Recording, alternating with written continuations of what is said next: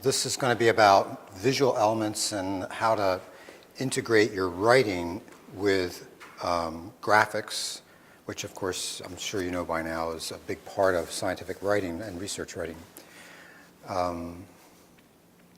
And if there's time, I'd like to show how that applies to the poster. I think I asked last time how many people are expecting to use a poster at some point. Yeah? Okay. Have you had any kind of guidance on that? On Twitter, I've seen some advice and stuff. On Twitter, yeah. Okay, I'll try to give you a little more than that.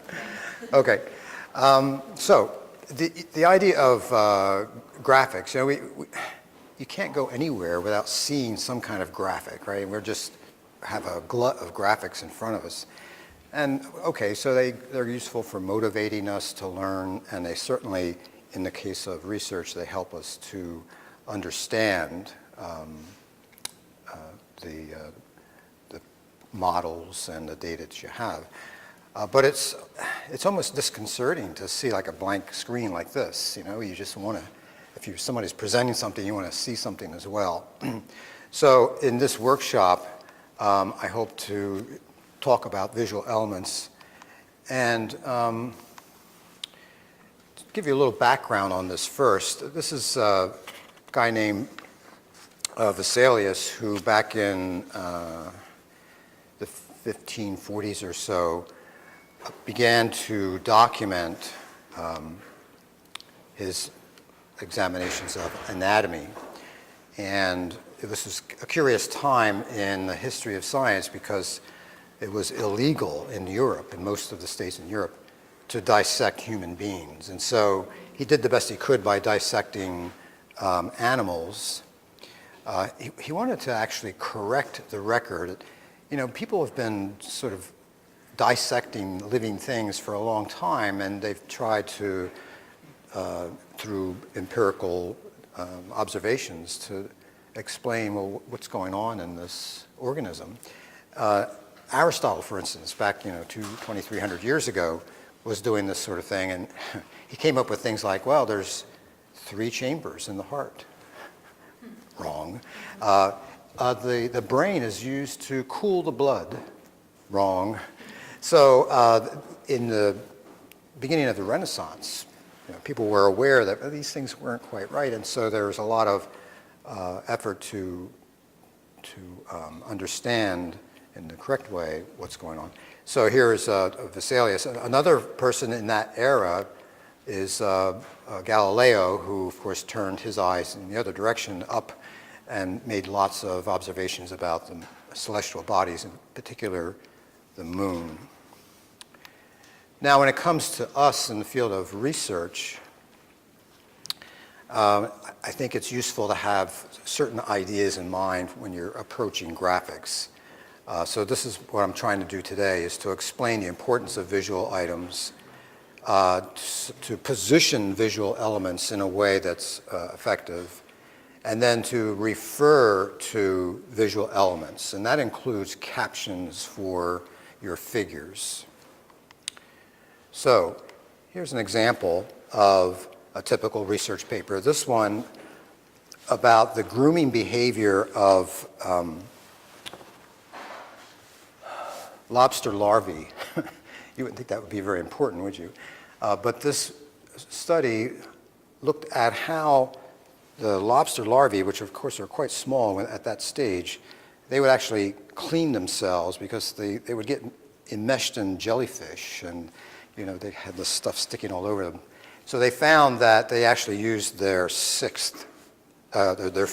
third arm, because they have 6 of them, to clean themselves. So it's a typical research paper, and this is the organism, full grown, that they were studying. Now, when you see it like that, right up against the research paper, it's pretty clearly out of place, right? This is just a gratuitous graphic at this point, unless they were talking about, let's say, the colors of a lobster, or if there was some aspect of the lobster that was relevantly explained here by the photograph. More likely, you'll see this kind of visual in connection with a research paper. That is to say, a visual that's abstracting something from a photograph, basically, or from the actual object in front of you. Because all this other stuff is really not that important. You know, for instance, the color of the shell has nothing to do with the topic here. So the idea of abstraction, I think, is something to keep in mind when you're choosing graphics or creating them. And the reason that's important is because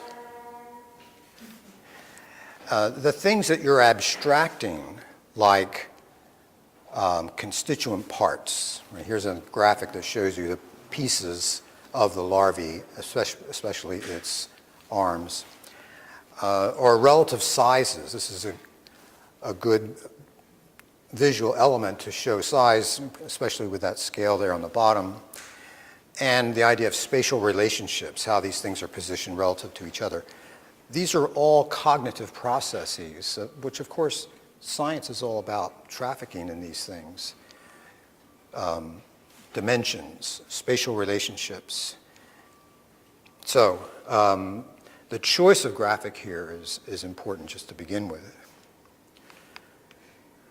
Then, of course, as important is to convert your data into depictions that are more readily assimilated by humans. Yes, we can all look at a chart of table of data and kind of make some inferences from it after statistical analysis. But it would be much more efficient to be able to see the relationships in numbers through a graph like this.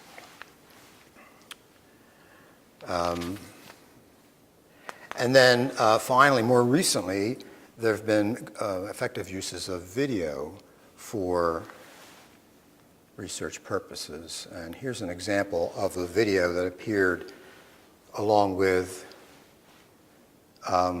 this paper.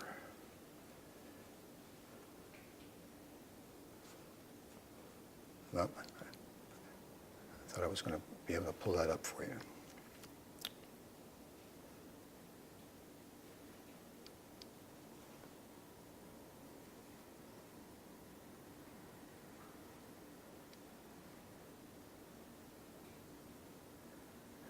Nope, guess not.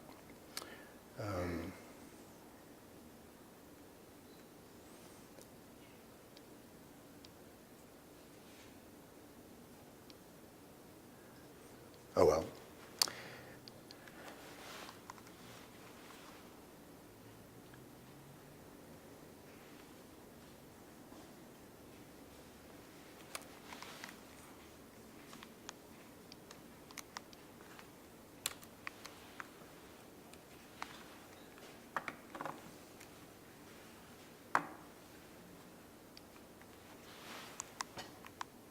Okay.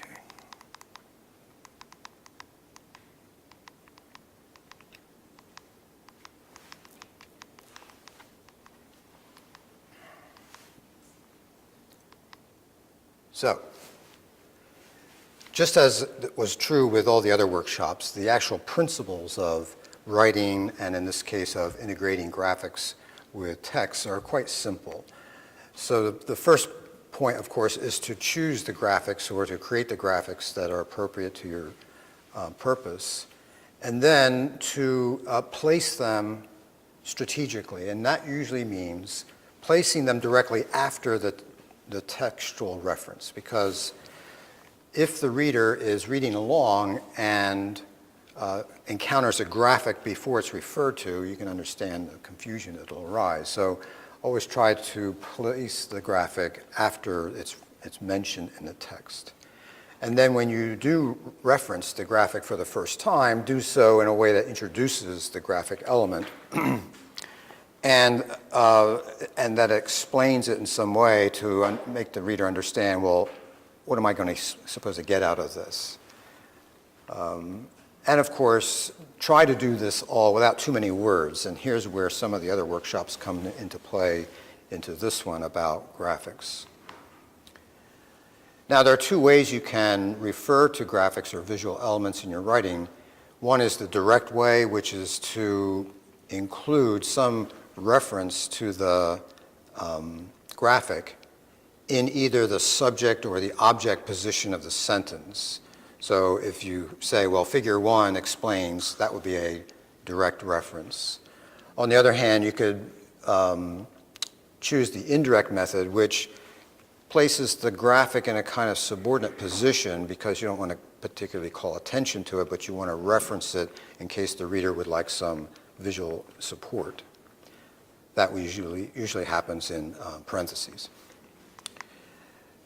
So, with respect to annotating the actual graphic, that's done with, of course, captions, and some principles here to consider when you're using captions is to treat them really as sort of in-text citations. In some ways, citations and graphics perform the same kind of function for the reader. They're a way of supporting what you're saying. And the content of a caption will be a kind of journalistic thing. You've heard of the who, what, when, where, and so forth. A simple sentence that says all those things, answers all those questions, is appropriate for that reason.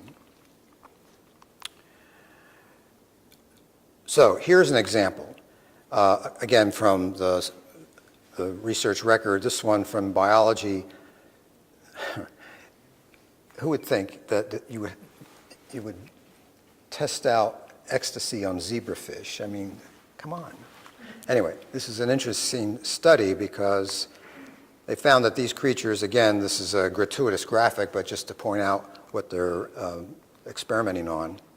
So they gave them various levels of ecstasy, and I mean, they got what you would expect, you know. So here is the interesting graphics of showing the movement of these fish under various concentrations of ecstasy. And you can see that the control seems to be more or less a random aggregate of data here. But as you increase the levels of ecstasy, I mean, you can imagine the fish would probably want to get out of the tub, right? Anyway, notice how this really is reducing an awful lot of numerical data down to a graphic form that really summarizes what's happening here, and it's pretty clear what the trend is between the fish's behavior and the level of ecstasy.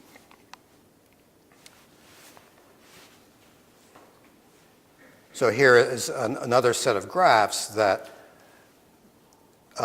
shows the relationship between levels of ecstasy and the movement of these organisms. So I thought that what we might do is have a look at some examples.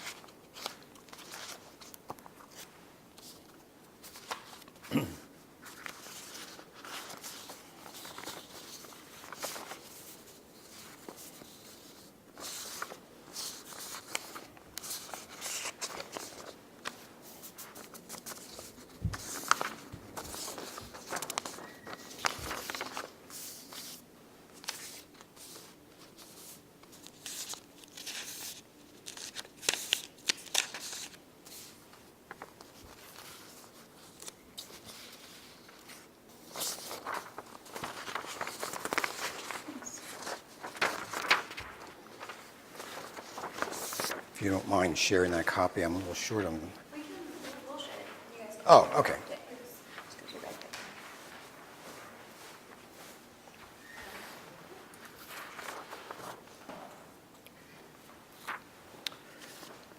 So have a look at this.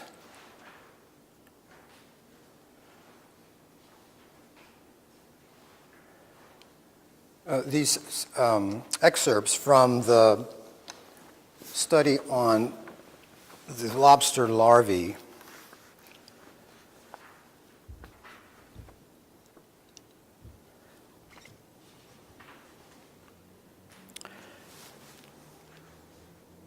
and see if you can make some observations about the integration of the graphics into the text of this paper.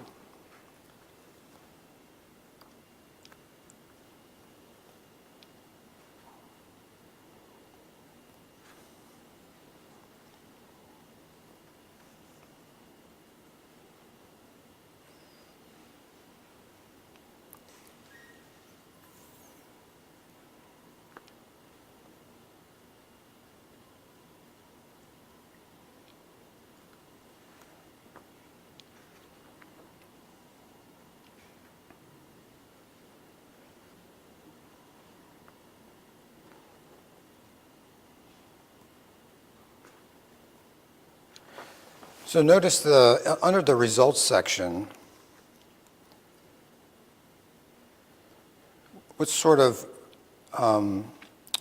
references do you have to the graphic element, figure 1? This is the indirect, yeah. And so this is a way to refer to the graphic in a way that's incidental, that says, oh, by the way, here it is. You can sort of skip over it if you want. But then when you get to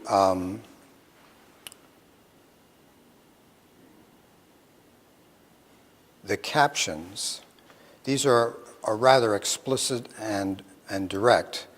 And notice how they're written in a way to answer the questions who, what, when, where, and so forth. Now these are rather long captions, but I think they do a good job of thoroughly explaining the graphic that they're referring to. And then I'm sorry I couldn't show this to you, but the video also had a caption to it. Of course, when you clicked on it, you could see the video. But notice again, it's a who, what, when, where kind of description of the graphic. Grooming behavior is the what, larvae is the who, its third maxillipeds is the where.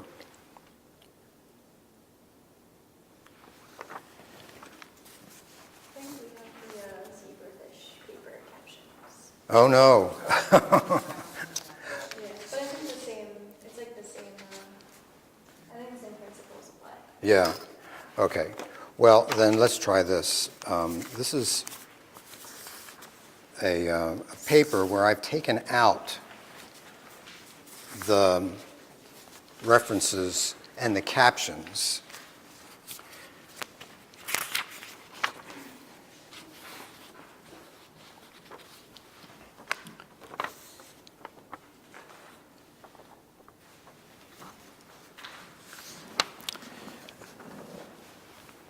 So this is a study about the difference between dog fleas and cat fleas in terms of how far they can jump.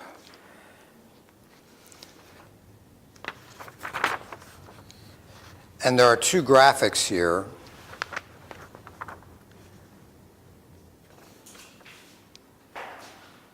I've removed the references from the text, and I've also removed the captions. So I'd like you to take a hand at reconstructing those references.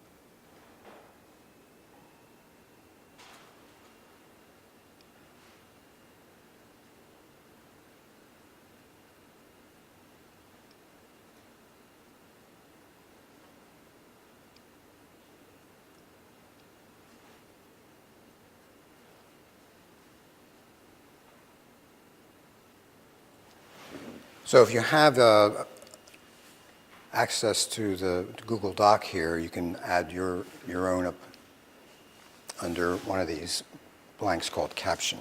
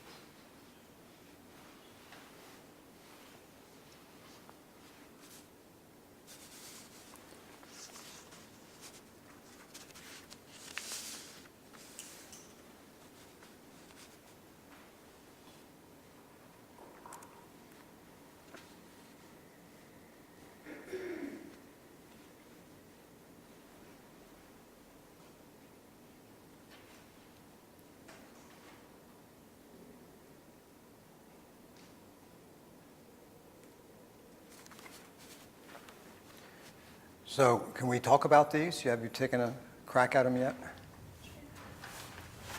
So we have one here on the screen, average jump lengths of C. canis and C. phaeolus fleas. I'm sure glad you abbreviated that Latin word.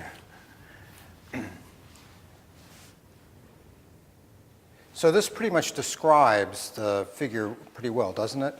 And notice how these captions can be either phrases, incomplete sentences, or if you wanted to take more time to explain them, you might create a full-blown complete sentence. Anybody put anything in for the next one? No, okay. So for this one,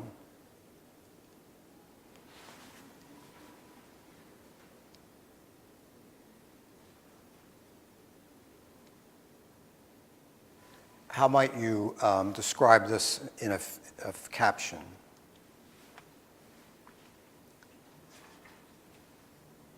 The average height jump of fleas per species over 30 centimeters. Mm-hmm.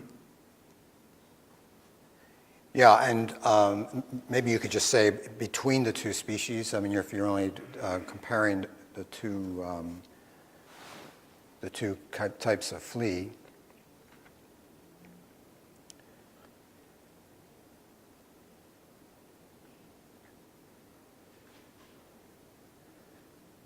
And so here you might refer to the trend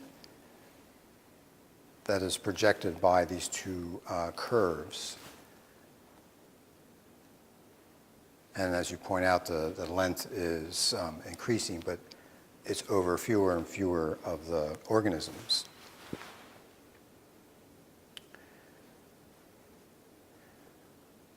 In the next part of the exercise, I ask you to add in-text references.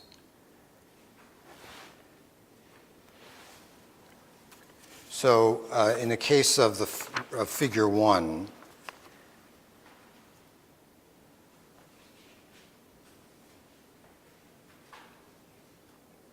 is there any problem with the way this thing is laid out?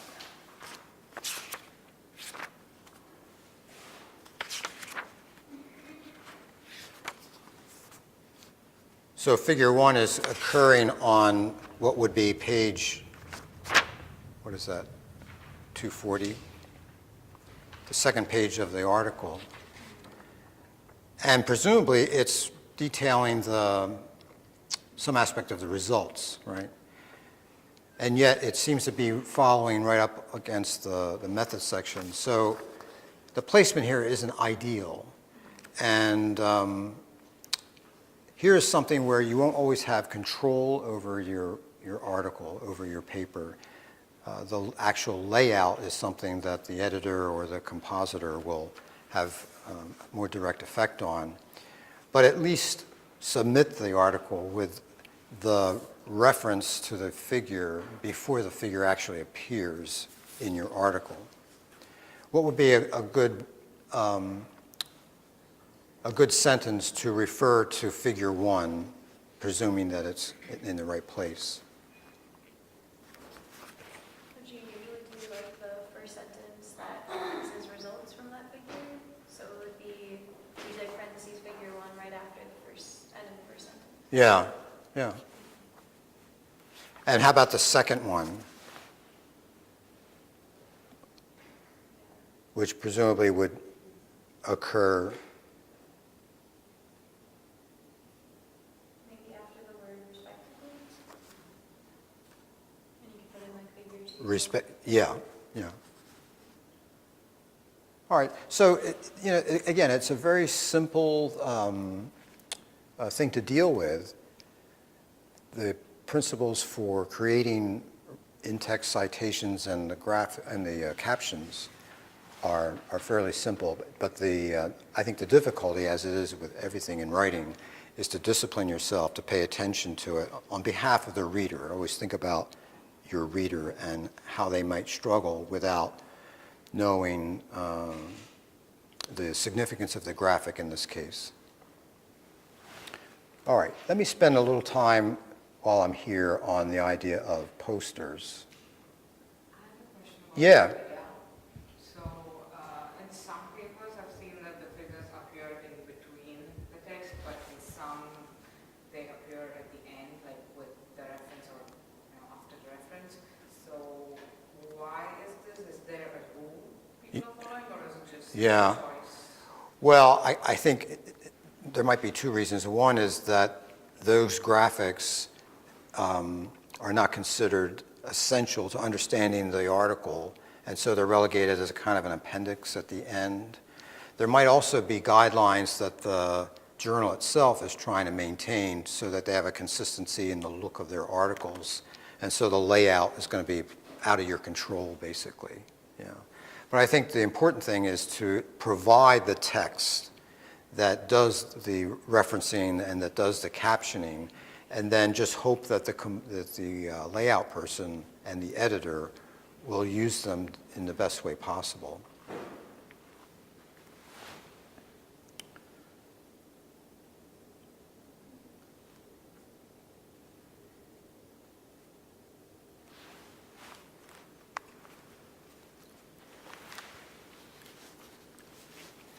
So posters are a staple among researchers and graduate students. And I teach a course in research methods, and so at the end of it, I do this lecture on creating posters.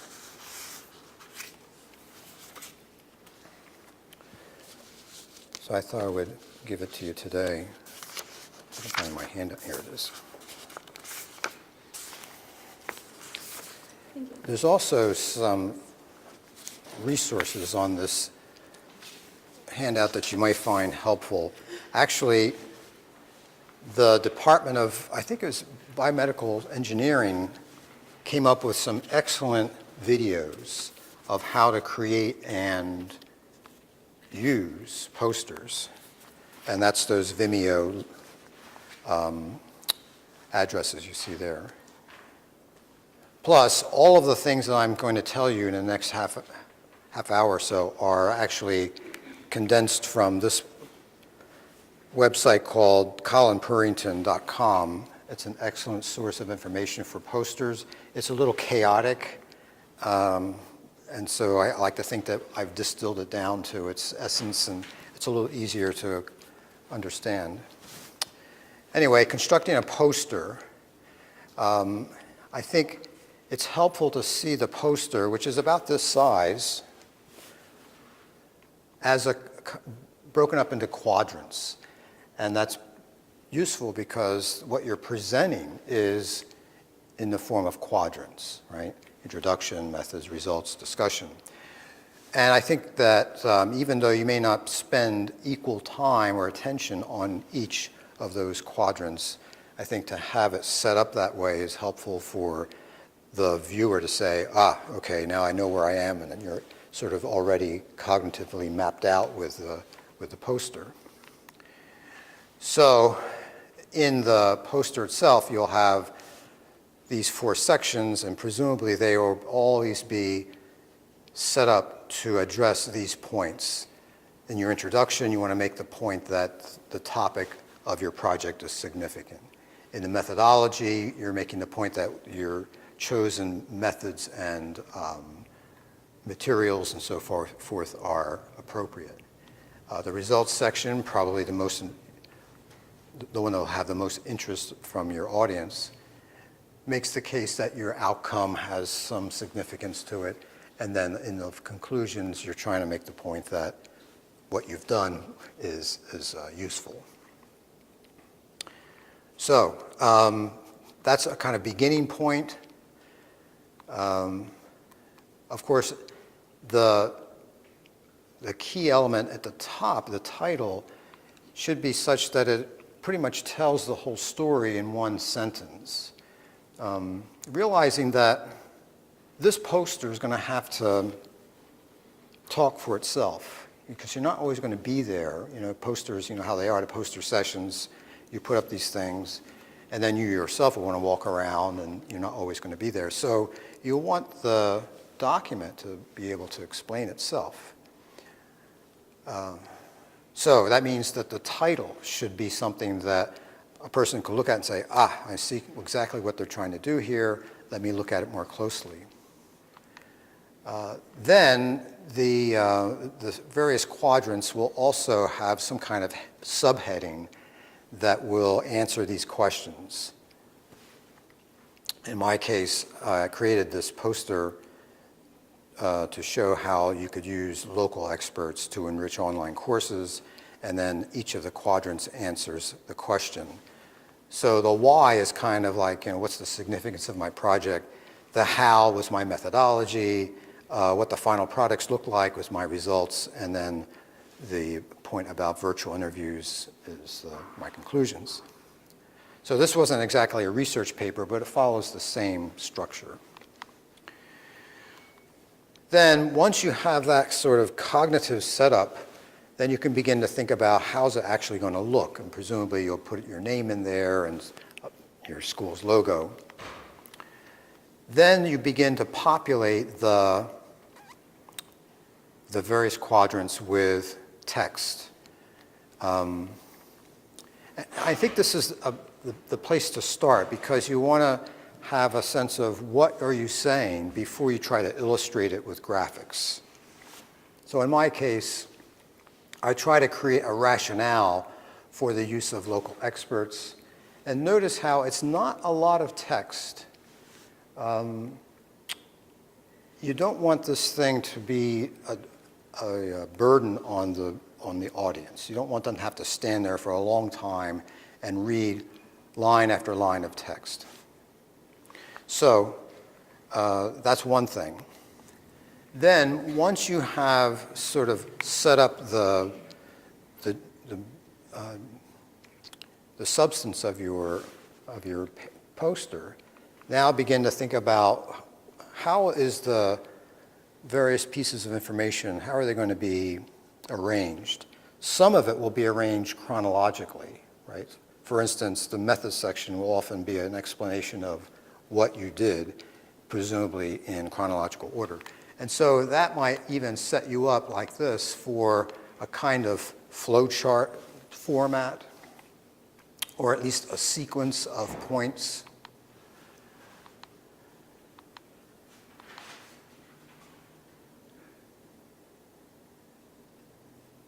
Then you can begin to think in terms of graphics, and not gratuitous graphics either, but graphics that will add something that the text can't provide by itself.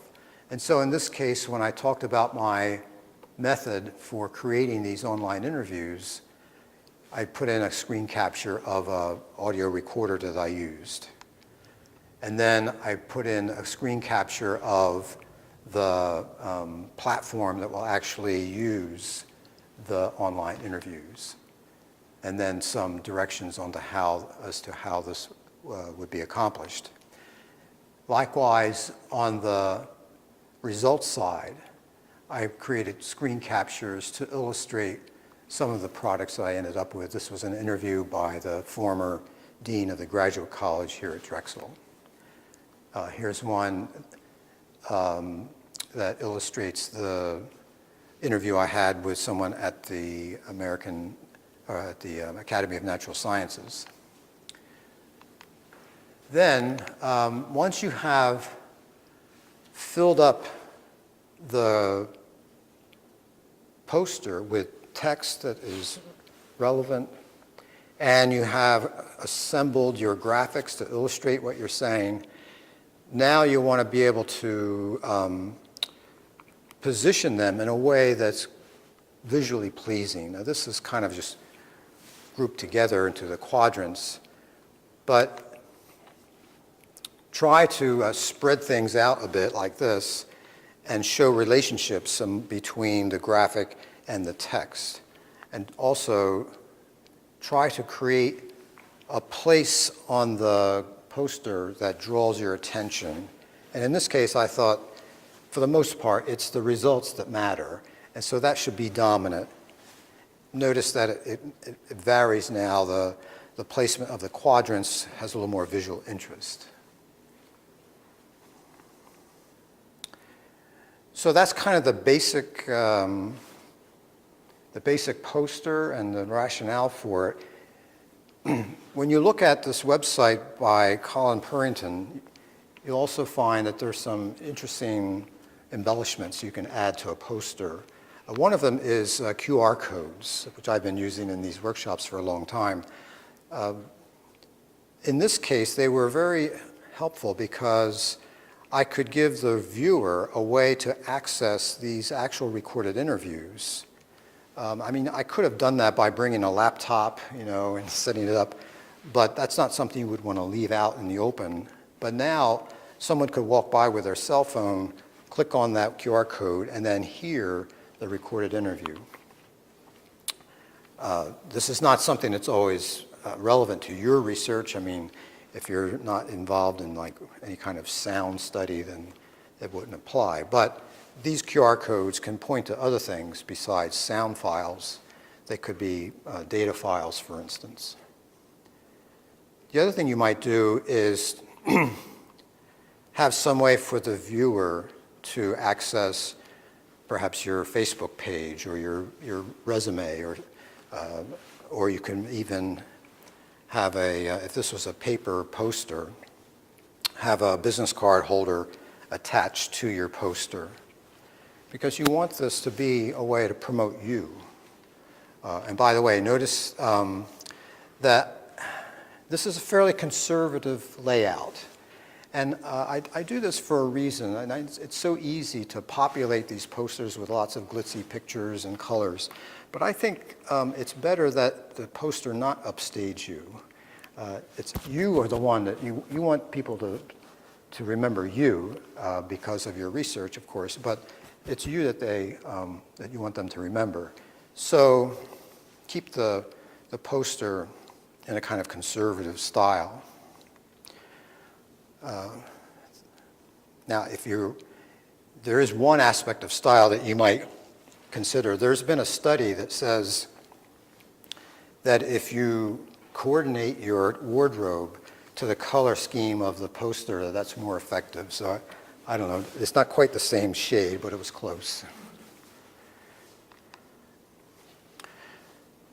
So when you have a chance, I highly recommend these two videos.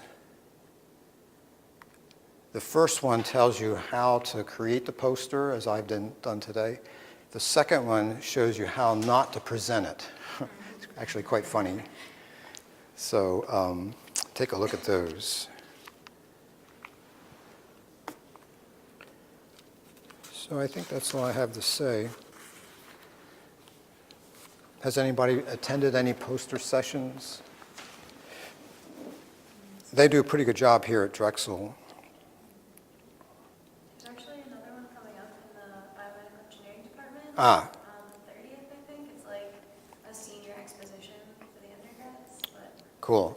I'm not Yeah. sure how many people will attend that aren't presenting themselves. Oh, yeah, that's too Yeah. bad. Well, they have like research day. Do they still have research? Yeah. That was pretty well attended. Yeah. Yeah. That's really cool. And I have to say that one of my students won the top prize for their division. Okay, All right. well, thank you so much. Thank you. And we have a little gift for you as well. Ooh, a gift. So Drexel's flag to thank you for Ah, oh, marvelous. these sessions. So hopefully you don't have the same mug or something. Oh, So, thank you very yeah, much. Thank you so much. Ah, Graduate College. Yeah. So thank you so much for attending. And if you have any questions, they can email you. Oh, perhaps. absolutely. Yeah, yeah. In fact, I've been in touch with some of you already, and Okay. so, yeah, I'm at your service. Yeah. Awesome. Yeah, thank you again. And good luck to you.